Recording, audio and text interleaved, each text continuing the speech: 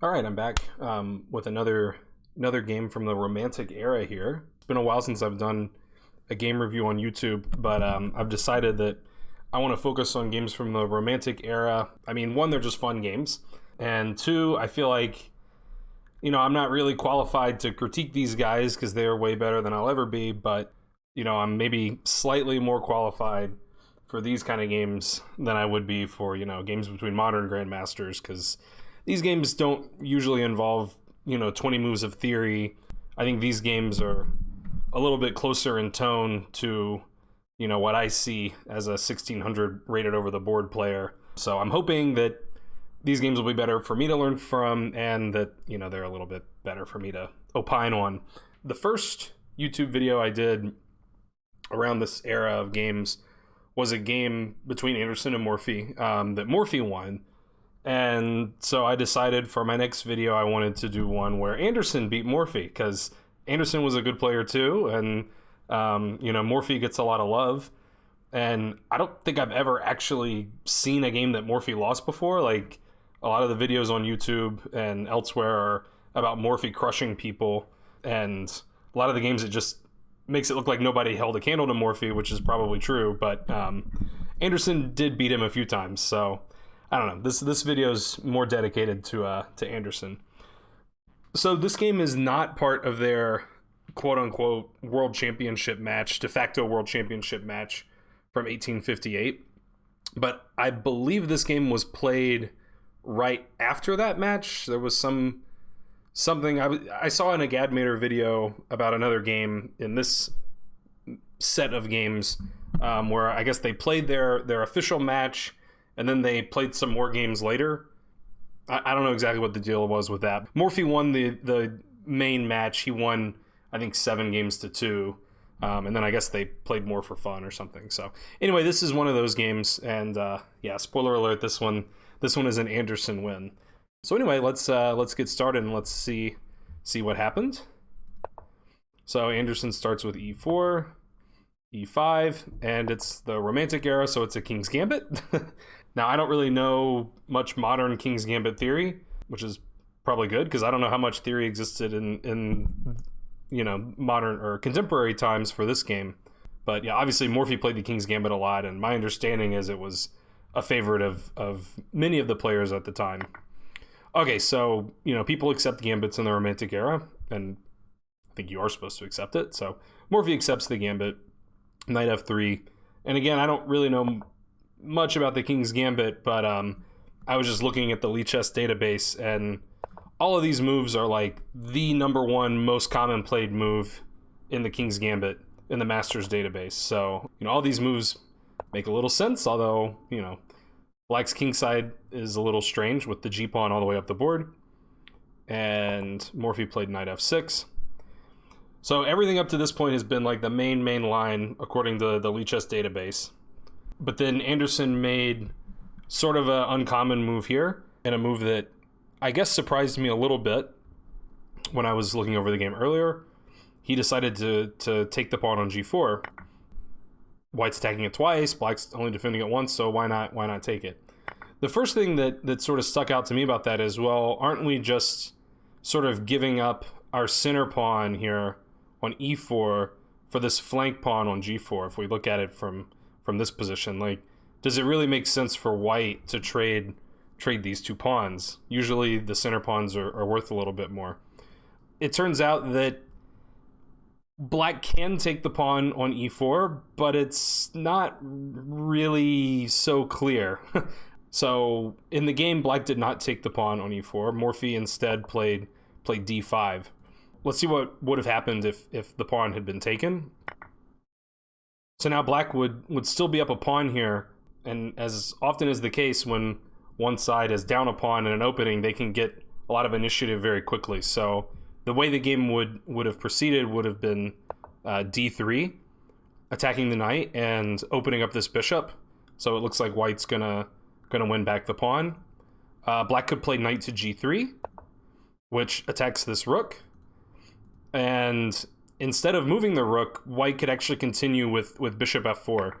And we can see like White's getting a lot of development here. White's going to have a lot of initiative. Black might be up material. You know, he could maybe take the rook. Probably the knight would be one back later, so black could be up in exchange, but white's got some development, and the white pieces are going to come to life very quickly, whereas black has no development. And, you know, Morphy is very well known for, you know, he wants to be the one with the development. He wants to have the developed pieces and to be down a pawn or two or down on exchange. So it seems to me like, you know, Morphy wants to have white. He doesn't want to be black in this position. And if we play it out, I played it out a few more moves, and we can see just how bad it can get for black if he's greedy. The computer says taking the rook is fine. It gives zeros, but things get very, very messy, to say the least. White could continue by giving this check. And, yeah, black can already get in a lot of trouble. So, for example, bishop e7 might look sort of normal, but actually that is now just mate in 2. With knight f6 check, the bishop's pinned, and when the king moves to f8, there's a mate. So, okay, that's probably not very good for black. Better for black, of course, would be to block with the queen. This is still reading about equal, but knight f6 check could still be played, and we have a nice tactic here. So white could play bishop takes c7, and if the black king recaptures, then knight d5 is a fork of the king and queen. And the computer is still actually reading zeros here, so the black king could just go back, and obviously we take the queen. And if we look at the material situation here, white is up a queen, black has a rook, bishop, and knight, but it looks like this knight is not going to get out. So the computer's saying queen f3 is a good move, and yeah, it looks like the knight's going to be won eventually. So at the end of the day, black's going to have a rook and a bishop for the queen, but black's also not really going to have much development here. Anyway, none of that actually happened. I think it's clear that Morphy would have sort of a distaste for this kind of line. So instead of grabbing the pawn and going into that crazy line, he played d5, and he's putting some pressure on Anderssen's center. And Anderssen took the knight. The queen recaptured, of course. And Anderssen actually made a mistake here with the move queen e2. And now black could have gotten an advantage. This might be a good moment to pause and try to figure out what black should do to gain a nice advantage. This isn't like a tactic that wins material. It's just black gets a really pleasant position with one move and one move only here. So the correct way for black to play is to simply play the move d4. And, you know, one of the main things you want to do in the opening of any chess game is to control the center. And it looks like black's done a really good job here, because black has these pawns pretty far advanced. Sometimes these doubled pawns are weaknesses, but black's going to have no problems defending these pawns. And so black's just going to have a clear advantage. So an example of how the game could continue would be d3, you know, getting ready to get this bishop out. Bishop to d6, over protecting the f4 pawn. We want to make sure we hold on to that. Knight d2, and these aren't necessarily the computer best moves, but these are just sort of some natural developing moves for both sides. And we develop some pieces. And after black castles long, I think it's pretty easy to see that black really doesn't have any problems here. These pawns are extremely well defended by the black pieces, and black just has more space. Black has better development. White has this bishop that it's really not clear what we're going to do with. The rook is still in the corner. White hasn't castled yet, and it might even be difficult for white to castle because this a2 pawn could potentially hang in some line. So black's definitely doing much better here. So Morphy didn't do that. Morphy instead played bishop d6. Again, Morphy likes developing. He doesn't like, you know, just sort of sitting on a superior position. He plays actively. So develop the bishop. Makes sense. Not a terrible move, just not as good as d4. Anderssen continues developing with knight c3. And Morphy blundered here with c6. Now, luckily for Morphy, Anderssen didn't punish this move in the best way. But here's another moment where you should maybe pause the video and think about how you would try to punish this with the white pieces. So a relatively obvious tactic would be this discovered check. We're lined up with the black king here, so we can take the pawn on d5 with check. But that's not really the full idea here. It's a big part of it.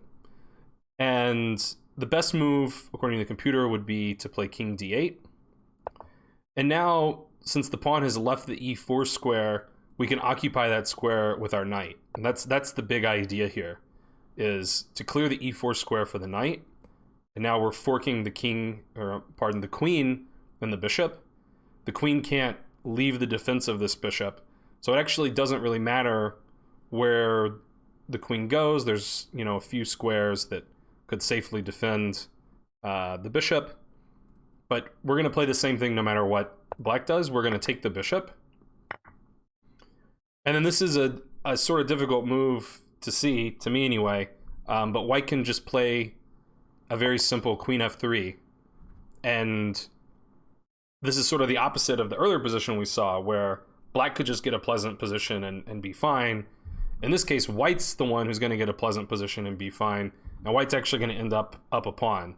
So again, if we just play out some normal moves. By the way, the point of queen f3 is after rook e8 check, the bishop can occupy e2.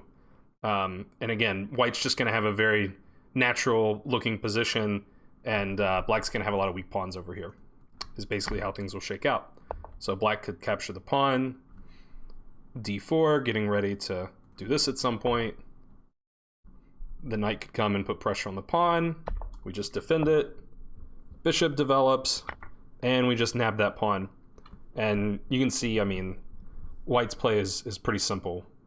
We're just going to castle. We have this threat on the queen already. We're ahead of pawn. These pawns are weak. Happy times for white. Okay, none of that happened. This e takes d5 was not played. Anderssen actually played the second best move here, which is also still a very good move, and I think a difficult move. It's a move that wouldn't be on my radar. He played the move d4, which looks like a pawn sacrifice, and is a pawn sacrifice, but we're threatening the move e5, forking these pieces. So something has to be done there.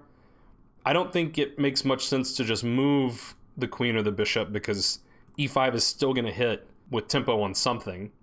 So I don't think we want to allow that. So queen takes d4 is essentially forced. It's a free pawn, why not? And Anderssen continued with the very calm bishop d2. And I think Anderssen's claim here is that this queen is going to be misplaced. So at some point, white's going to castle long.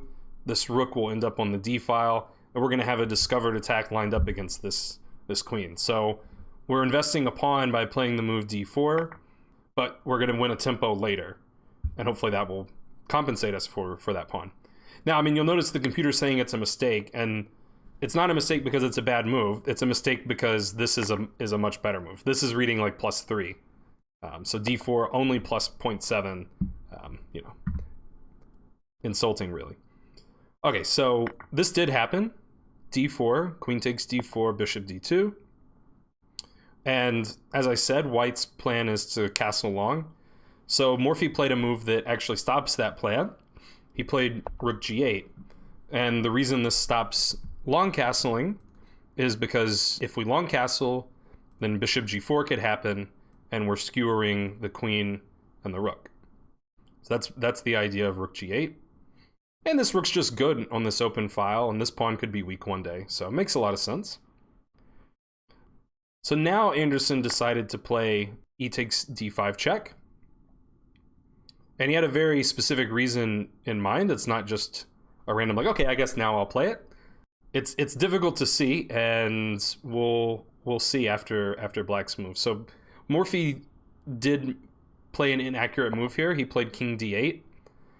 And the idea of which is, at some point, this rook could come over and threaten this pin, which would end the game. And And Anderssen just played a great move here, which you have to really understand the future plan to play such a move. So this is another one that I would encourage you to pause and think about what you would do here with white. So this move is so brilliant to me because it looks like Morphy just stopped this idea. Like he put his rook on g8 so that the bishop can come to g4 and create this skewer, and Anderssen's just like, whatever, I don't care. Go ahead, play bishop g4. And he had figured out what he's going to do against this. It's clear based on his previous moves that he had the plan all figured out. And by the way, this is the computer best move. It's reading +2 already. So Morphy did play bishop g4. If you don't play bishop g4, then again, white's position just looks fine. Like we could just get out of this, and you know, black still needs to develop. Black's king's on d8.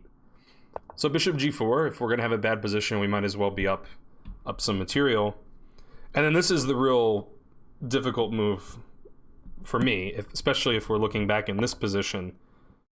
You know, if you long castle, you have to anticipate bishop g4, and you have to know your follow-up to that. So the follow-up is the move queen e4. And obviously we're dodging this attack, which is great. And we're threatening the queen. So black can't just take the rook now. And we're basically forcing black to trade queens. There's not really a good-looking square for the queen to go to. If the queen did move somewhere like maybe queen f6, then the rook could just move to e1, if nothing else. And again, white's position is fine, and he's not even down material. And black's position is weird. His king's on d8. These pieces aren't developed. Weak pawns. This pawn's probably going to fall. So, trade queens. And again, we might as well be up material, so take the rook. And now white has a choice. Do we take the bishop, or do we take the other bishop? And actually only one of those moves is good. One of those moves is +2, the other is about equal. Or actually it might even be worse than equal. So there's only one move that's +2 here. And that is knight takes d6. And now we can see that you know, white's got a lot of stuff that's doing some attacking. Black's got a lot of things to defend. That's very often a recipe for success. Obviously, the most important is this bishop's hanging. So Morphy decides to save two of the things that are currently hanging of his. So he moves the bishop and he defends the f7 pawn. But we still have a couple things hanging here for black. So Anderssen starts by taking the pawn on f4. And now the bishop is developed, so that's pretty nice too. And Morphy captures on d5. And knight takes b7 check. So now black is ahead in exchange, but white has a pawn in compensation. White also has the bishop pair, and black, you know, has some undeveloped pieces here. Now, to be fair, white also has some undeveloped pieces, but as we'll see, the white pieces can come into the game much more quickly than the black pieces. Okay, so the king moved. And this was another move that I found very impressive. You know, when you're down material, you want to make sure that you always have some compensation for that material minus. And in this case, like I said, part of the compensation for white is that these pieces are just not playing. So white made a move here that kept it so that these pieces are not playing. And that move was bishop b5. And that looks like it gives up this pawn, and it does. But the point is now this knight, it can't go here or here because it's just hanging. And the knight also can't go here because of tactics. And the simple tactic is to just play rook e1 check. And with our knight watching over these squares, the king's going to have to move away somewhere, and then we can just capture the knight. Now the computer is saying that bishop d6 check is actually more accurate, but both moves win the knight eventually. So bishop b5 just ensures that these pieces can't play. The knight can't move anywhere safely, and if the knight doesn't move, then the rook's stuck. So you're down an exchange, but if black can't even use the rook, then it's like you're up a piece. You're up a piece and a pawn. Okay, but Morphy does take the pawn on g2. So now it's just a pure exchange. It's a rook for a bishop, but again, this guy not very good over here. Rook e1 check from Anderssen. And we can see the minor pieces are doing a really nice job coordinating to take squares away from the king. So the king went to f6, and he played rook e8. And I mean, the white pieces are just great. Now there's a pin happening here. The knight is threatened, and it doesn't look like it can be defended. Knight's pinned to the rook, and so yeah, white's doing really well here. Black played bishop g6, so at least black is going to get some pressure on the white king. And here was another really great move. So see if you can find the move that Anderssen played here.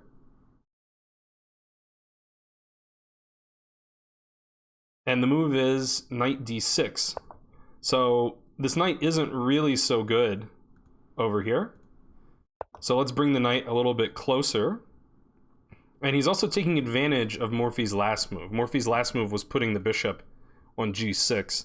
Now that square is not available for the black king, which is very important. So if black continues by playing, for example, rook takes c2 check, which seems like the whole point of this double attack, white can very calmly sidestep that. And white actually has two big threats here.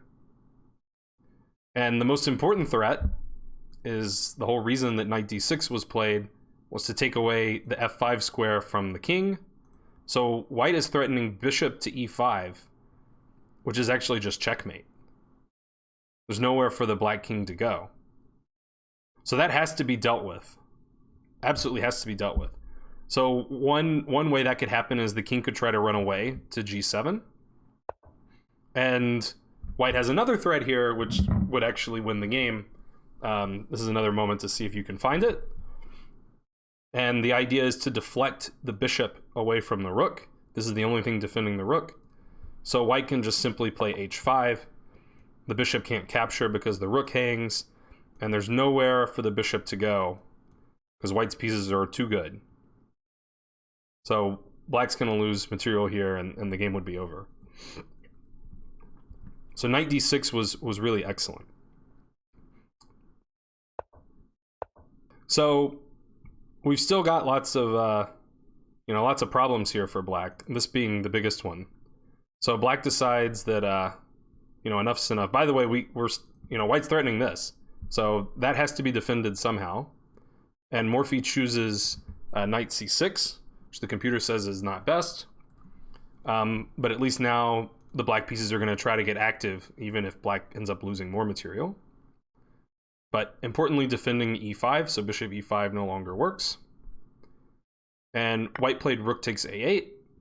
Makes sense, that looked like a rook. Morphy took on c2. And white moved away. The knight came in. So now suddenly the black pieces have gotten pretty active. It's a big change from just a few moments ago. And this king is looking a little naked. And there's some legitimate concerns for white here. So for example, if white just did nothing, if white makes a passing move a3, then we can see that the white king's going to come under a lot of fire. Bishop h5 check. King e1 is sort of the only move that makes sense. Knight f3 check.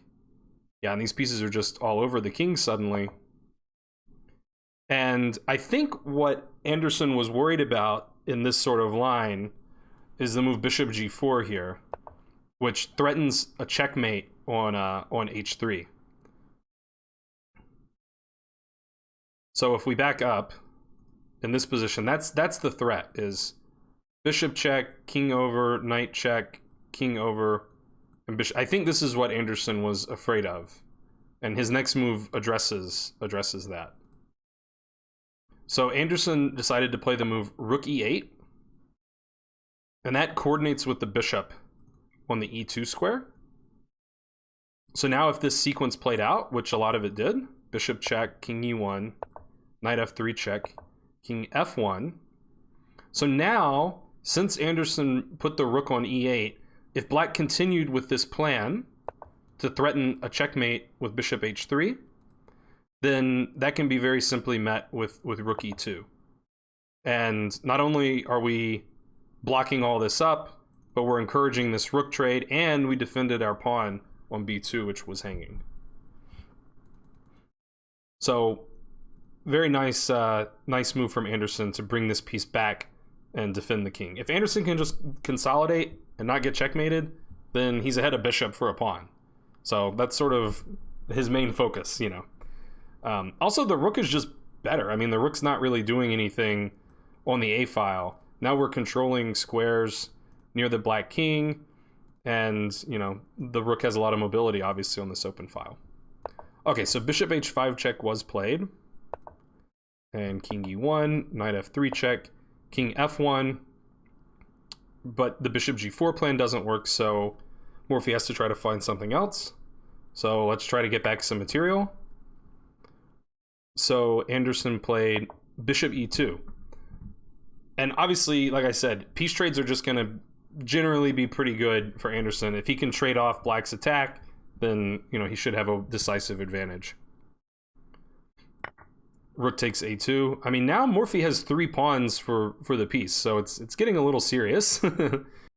So after rook takes a2, Anderssen found a nice way to really simplify the game and enter a much more easy win than the position that he had previously. So pause the video, see if you can figure out the cleanest way for white to realize his victory here. So hopefully you found the move bishop g5 check. So white has 3 pieces near the black king. Black doesn't really have so many defenders, so this king could definitely be in a mating net. And Morphy played knight takes g5. If you don't play knight takes g5, you get checkmated. So king g6 just allows rook g8 checkmate. And the only other move would be king g7, which allows a nice mate in 3, kicking off with knight f5. The king has to go to g6, knight e7 check. The king has to go to g7, and rook g8 mate. The rook again giving mate on g8. So for that reason, after bishop g5 check, Morphy has to take the bishop with the knight, and Anderssen's pretty happy to be trading off black's attacking pieces. Obviously, white recaptures with the pawn. Check. Again, the king really has to recapture. If you go here, it's the same checkmate. And king g7, the computer gives a mate in 17, which I'm sure Anderssen saw all the way to the end. But we don't really need all of that. We can just take this free bishop. So the only move that makes any sense is for the king to take the pawn and keep the defense of the bishop. And now just a pretty simple tactic to really end the game. Rook e5, skewering the king and the bishop. And since we already have this bishop attacking, we're just going to win the bishop cleanly. King f6 was played. Anderssen took the bishop, and Morphy resigned here. So I thought that was a pretty nice game for Anderssen. You know, he really showed that, you know, Morphy's great, but he was pretty good too, you know. He didn't lose every game to Morphy like I would, so pretty good. And, you know, I really thought the sequence with long castling was especially brilliant. You know, giving up this pawn in order to bring the queen to a bad square, playing this discover check at the right moment, and sacrificing the exchange, but realizing that you're going to get really active pieces and even win back some pawns. And then this move also was just really great, in my opinion. Bishop b5, and just keeping Morphy's pieces frozen. So that's it for this game recap. I hope you enjoyed it. I'm going to try to do more of these on YouTube. And like I said, I'm going to try to stick with the Romantic era, because I think there's a lot a lot of good stuff to learn from these guys. So anyway, if you enjoyed it, I hope you'll join me again for the next one. Take care.